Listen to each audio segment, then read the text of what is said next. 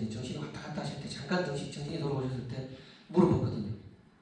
엄마, 어머니는 도대체 이 세상에 태어나서 언제가 가장 행복했냐고 물어본 적이 있습니다. 도대체 어머니는 언제가 가장 행복했어요? 라고 물어본 적이 있거든요. 왜 제가 물어봤냐면 저희 어머니는 한 번도 행복한 걸 제가 못 본 것 같아서. 제 어릴 때 늘 뭐라는 기억하실 겁니다. 항상 우리는 아껴 써야 되죠. 절약하고 아끼고. 언제 돈을 씁니까? 나중에. 우리 다 크고 나면. 제가 아들 넷이 컸습니다. 그러니까 아들 넷 다 키우고 공부시키고 뭐 직장하고 다 치우고 나면은 그때 행복한 거예요. 고기도 언제 먹어야 됩니까? 그때 먹어야 되고. 새옷도 그때. 예. 여행도 그때. 그러니까 행복은 언제 있는 거예요? 내일. 애들 다 키우고 나면. 크면 그때 행복한 거고 지금은 아끼고 절약하고 고생해야 될 시기였거든요. 근데 아들네 장가를 다 보내기도 전에 돌아가시는 거예요. 며칠 안 남겨놓은 상황이지 않습니까? 그래서 는 너무 궁금한 겁니다. 아니 도대체 우리 어머니는 인생에 언제 행복했을까? 물어봤더니만 우리 어머니가 한참 고민하더니만 하시는 말씀이 저를 더 절망에 빠뜨리게 한 거죠. 생각해보니까 니네 국민학교 다닐 때 했다는 겁니다. 아들 넷이 크면은 나만 하는 살림이 있겠습니까? 그죠? 다 부서지는 거죠. 그러면 새를 살아도 새를 안 줄라 하잖아요. 아들 넷이 있다는 거. 그러니까 싸움도 집 사고 나면은 싸우라는 거죠. 그런 식으로 이제 교육을 받으면서 컸던 시기인데 너무너무 힘들고 어렵고 했던 시기인데 그 시기를 지금 돌아서서 보니까 행복했다는 거예요. 우리 어머니는. 저는 그게 굉장히 힘들었습니다. 그 얘기를 받아들이기가. 아니 참고 견디고 이기고 가는 시기를 이제 돌아서 생각해보니까 그때가 행복했다.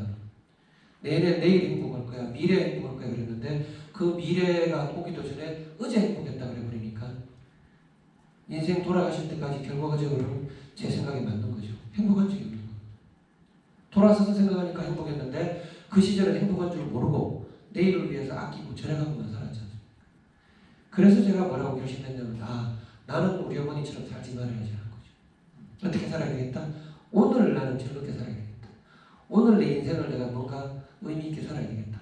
나는 우리 부모님들처럼 내일을 준비하느라가 오늘을 까딱하는 일을 하지 말아야지라고 그때 인생의 어떤 큰 방향을 제가 바꿨죠.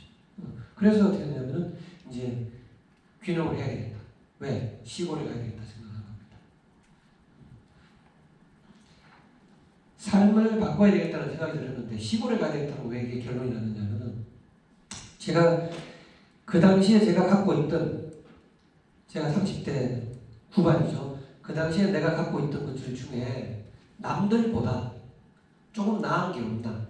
직장생활도 수도 다른 걸 관두고 이제 내가 뭔가를 다른 삶을 살려고 이제 계획하잖아요. 그러면서 혹시 내가 갖고 있는 것 중에 남들보다 좀 나은 게 없나를 한번 조사를 해본 적이 있어요. 근데 뭐 별게 있겠습니까?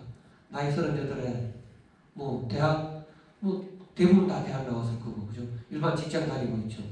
뭐 그 나이에 뭐 아파트를 큰 거 갖고 있지도 않을 거 아니에요. 집도 조그마한 거 갖고 있죠. 차도 뭐 소형차 하나 갖고 있죠. 근데 남들보다 나은 게 아무것도 없는 겁니다. 찾다가 보니까 하나가 나왔어요. 그게 뭐냐면은 근거 없는 자신감 하나라는 겁니다. 뭐냐면 나는 어딜 가도 굶어 죽지는 않을 것 같아 라는 자신감이 있더라고요. 어딜 가도 굶어 죽지는 않을 것 같아. 제가 무역회사를 다니면서 생전 처음 가는 외국을 가도 무슨 생각이 드는 거예요. 내가 여기서 한 1년만 살면은 이 나라 살 수 있을 것 같아. 그런 생각이 들었던 거예요. 근데 이게 왜 왔냐는 거죠. 이 자신감이 왜 왔을까? 그걸 제가 생각을 해보니까 중학교 때까지 시골 깡촌에서 자라서 그렇구나라는 거였습니다. 조그마한 초등학교, 국민학교 다니다가요. 중학교가 좀 더 넓어지죠. 한 3군데, 4군데 국민학교에서 모여서 중학교가 됩니다. 고등학교는 또 더 넓어지죠. 대학은 더 넓은 데로 갔죠. 그러니까 요만한 데서 있다가 점점 큰 데로 오면서도 다 버텨왔거든요. 버텨왔거든요. 그러니까 지금 사는 데보다 더 큰 세상을 가든 어디를 가더라도 나는 여전히 잘 버티고 나갈 거야 라는 이게 있더라고요. 삶에서 왔는 어떤 경험이겠죠. 그래서 제가 무슨 생각을 했는가요? 내가 갖고 있는 자산 중에 특별하게 뛰어나서 우리 자식들한테 물려줄 게 없는데 하나 있구나. 그게 뭐냐면 중학교 때까지 최소한 중학교 때까지는 시골에서 키우는 게 옳겠다. 그러면 어디 가야 됩니까? 귀농하자라고 생각이 들었던 거죠. 저는 귀농을 그때 한 겁니다. 그러니까 이 얘기를 도시에 있는 분들한테, 아니, 시골에 있는 분들한테 아무리 설명해도 이게 먹히가 않아요.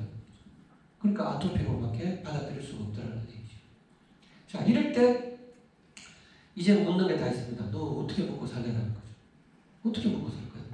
그거 아닙니까, 여러분? 두 가지죠. 여러분들이 귀농 귀촌을 망설일 때 두 가지잖아요. 하나가 자식 문제. 나이가 50이 돼도 자식 걱정합니다. 60이 돼도 자식 걱정, 30대도 자식 걱정. 그렇죠? 애가 초등학교 다니면 우리 애가 중학교라도 가면 제가 시골 가야죠. 우리 애가 고등학교라도 가면 시골 가야죠. 군이라도 제대하면 시골 가야죠. 이게 자식 문제가 하나 있습니다. 자식 문제는 저는 중학교까지는 최소한 오히려 시골 가야 되니까 그 문제로는 해결한 거죠. 나머지 하나는 그거잖아요. 뭘 먹고 살아. 이거죠. 그죠? 내가 연금을 받아도 그거 걱정이잖아요. 까먹고만 살 수 없는데 내가 시골 가서 뭔가 하나를 먹고 살 거리를 용돈벌이를 만들어야 되는데 그걸 뭘 할 것인가가 고민이지 않습니까? 그것 때문에 귀농 귀촌을 망설이게 되는 이유입니다. 저는 두해줘죠. 그 나이 때 한참 돈이 들어가고 할 시기니까 다른 뭐 전화 와서 너 어떻게 먹고 살 거냐 얘기죠. 그때 제가 생각했던 게 내가 그동안 몇 년 안 되는 세월을 젊은 놈이지만 살아왔지만 그래도 인생에 굴곡은 있었지 않느냐. 그래도 보니까 결정적이고 힘들 때는 꼭 뭐가 나타나서 해결을 해주더라. 그러니까 내가 내 삶을 돌아보는데 아무것도 모르는 시골 간다고 해서 굶어 죽을 것 같지는 않더라고요. 그러면 그렇게 해서 간 겁니다. 나는 아마 먹고 살 수 있을 것 같다라고 합니다. 그러니까 완전 지금으로 본다면 무대뽀 귀농이죠. 근데 지금 여러분 보시다시피 잘 먹고 살고 있습니다. 아직까지 별 탈 없이.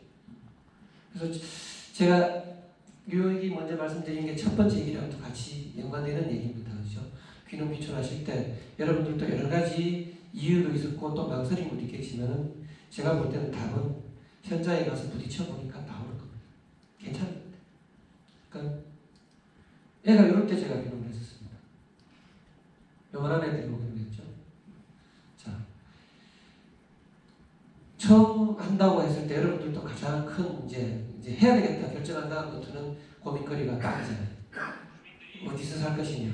아산 갈래, 뭐 당진 가랴, 뭐 서천 가랴, 아니면 뭐 화천 가랴, 문경 가랴, 어디 가랴 이게 걱정이지 않습니까? 그죠? 저도 한 1년을 돌아다녔습니다. 전국을 1년을 돌아다녔거든요. 근데 그 중에서도 특히 제가 다니는 데가 저는 고향이 경상북도 영천입니다. 그 부모님 다 돌아가셔서 산소를 제가 이제 고향에다가 이제 모셨기 때문에 제가 관리를 해야 돼요. 서울에서 한 20년 살고 고향에 부모님 모셨고 하니까 부모님 돌아가시고 나니까 고향이 별로 의미가 없는 것 같아요. 그래서 고향은 가고 싶지는 않은데 그렇다고 고향에서 너무 떨어지면 산소 관리를 못하고 서울에서 너무 떨어지면 그나마 내가 뭘 했는 걸 팔아먹을 때도 없는 것 같고 그 고민을 하게 된 거죠. 그래서 저는 충청북도 괴산, 충주, 제천 요 일대를 1년을 거의 돌아다닌 것 같아요.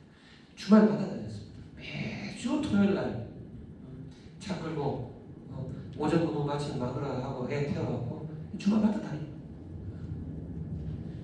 그렇게 돌아다녔는데 결론은 어떠냐면 못 구했어요.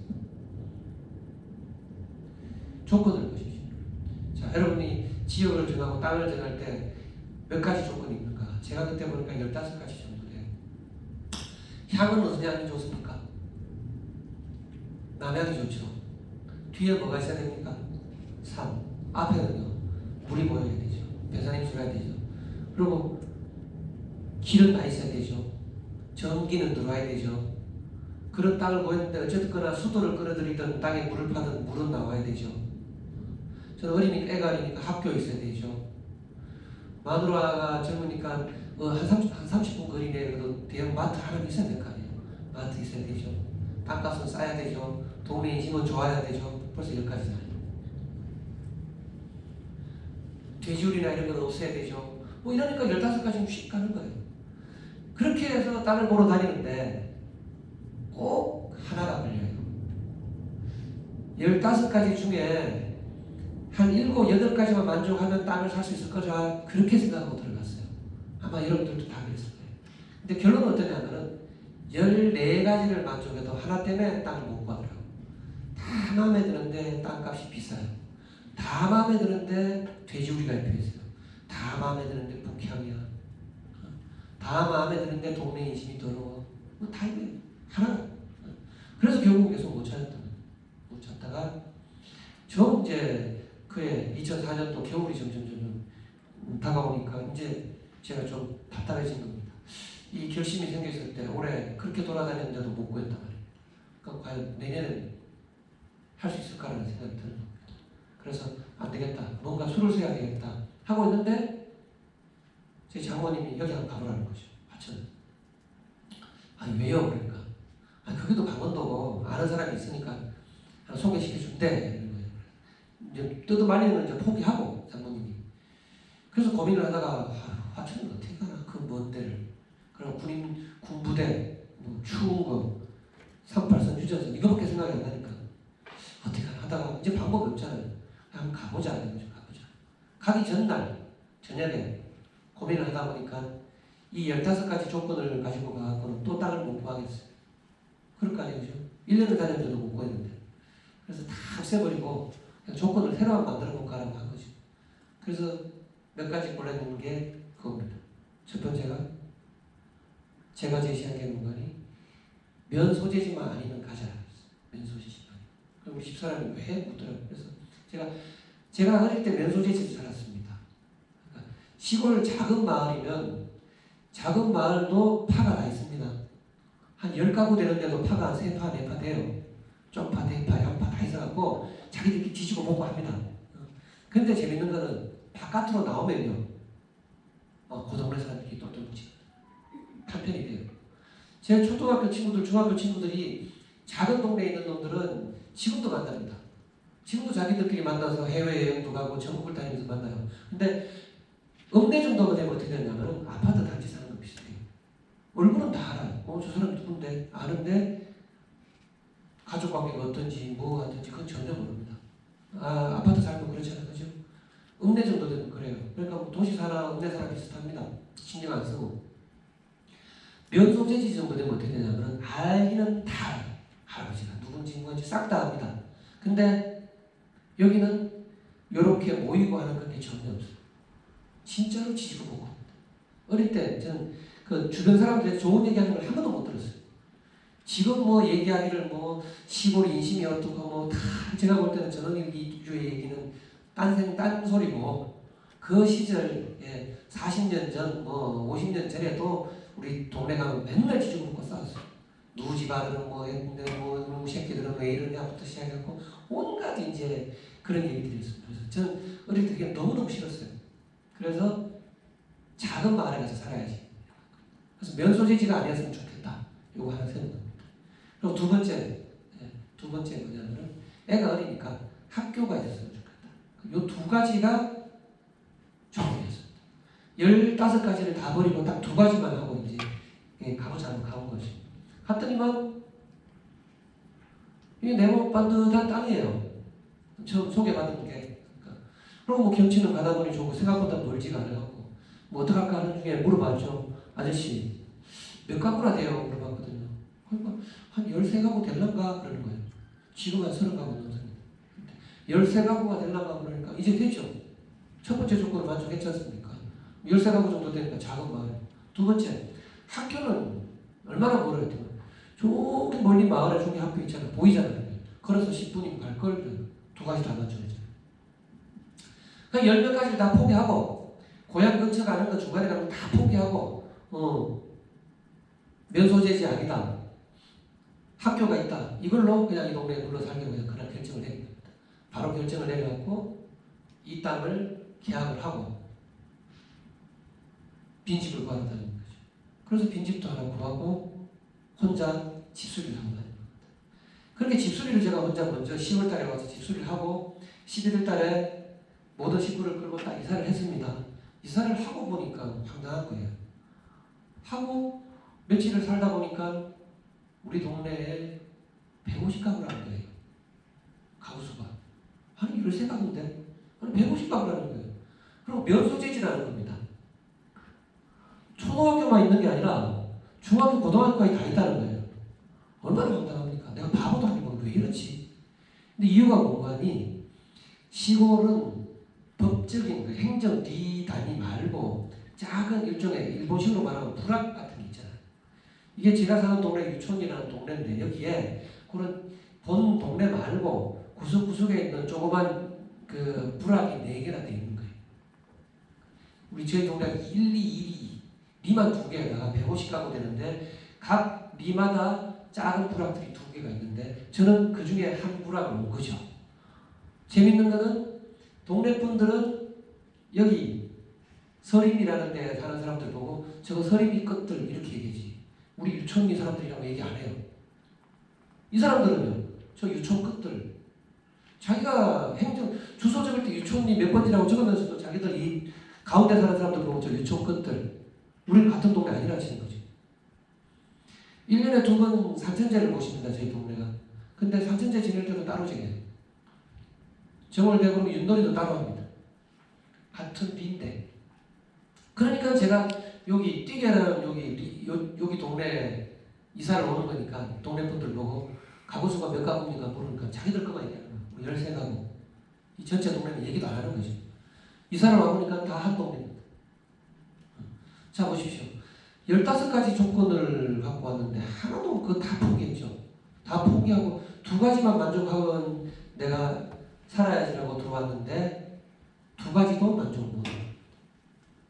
고향 가까이 가지도 못하고 더 멀리 올라온 데다가 와보니까 면소재지죠. 이런 상황이 벌어집니다.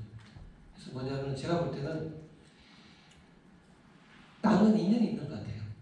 제 경험상으로는. 제가 조금 이따 말씀드리면은 또 여러분들도 한번 고개 끄덕거립니다. 왜냐하면 땅을 구하고 지역을 구하러 다니느라고 시간을 저도 제일 많이 뺏겼고 여러분들도 아산이라는 데를 정하긴 정확했지만 그 다음에도 그 아마 내가 살아야 될 틀을 잡기 위해서 살아보고 하는 게 좋다더라 아니야 뭐 기회 있을 때 살아더라 온갖 가지 얘기들을 갖고 아마 고민을 하고 하실 건데 제 경험상으로는 어떻게 잡든지 간에 그냥 그게 내 운명에 있는 땅인 것 같아요. 그러니까 너무 고민 안 하고 잡으셔도 될 것 같아요. 자, 집을 짓든가 사든가 그죠? 빌리든가 해야 될 거 아니에요. 저도 이제 나이가 그때 어리고